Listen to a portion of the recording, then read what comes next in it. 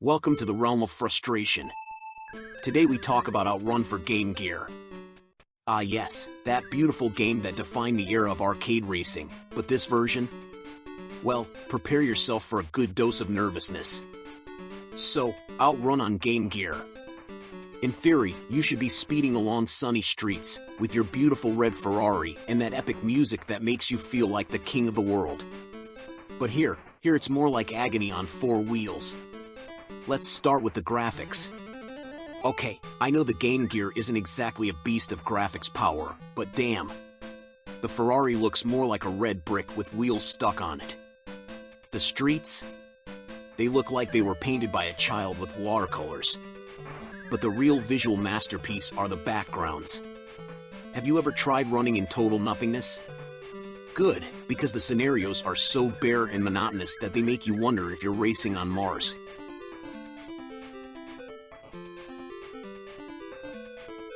But do you know what's worse? The frame rate. Goodness, it feels like playing a stop-motion video. Every curve, every turn seems to be done in slow motion. What if you think you can predict curbs at this rate? Forget it. Curbs appear out of nowhere, just when you're about to run into a road sign. It's like the game wants to hurt you. You try, give it your all, and bam. You're off track. Let's talk about control. You'd expect some precision in a racing game, right?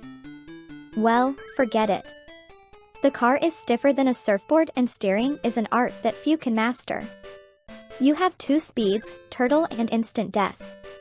You put the turbo on and hope to survive, but what about physics? Physics was fired. You end up zigzagging like a drunk and find yourself cursing the day you decided to play Outrun on Game Gear. Oh, and shall we talk about the sound? The music is a blasted 8-bit version of the classic Outrun. But the problem is that the soundtrack is repetitive. You're there trying to concentrate on the race, and that same track drills into your brain. It doesn't help improve the experience at all.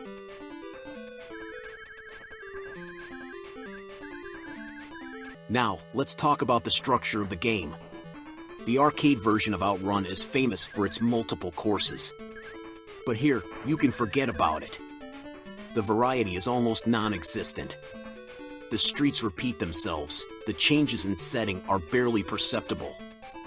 There is no sense of progression. Time always runs out too quickly, and you feel like the game is laughing at you, as if it's telling you, did you really think you were going to win? What a fool. But do you know what the real joke is? The Game Gear had a chance to offer something decent. It had a color screen, a higher capacity than other laptops of the time, and yet, what did we end up with? An experience that makes you want to throw the console out the window. Advantages? Okay, I have to find at least one advantage. Well, if you're in the bathroom and need a pastime, Outrun on Game Gear might distract you for a few minutes. And that's all. Yes, that's a nice way of saying that if you have nothing to do and want to hurt yourself, this game is perfect.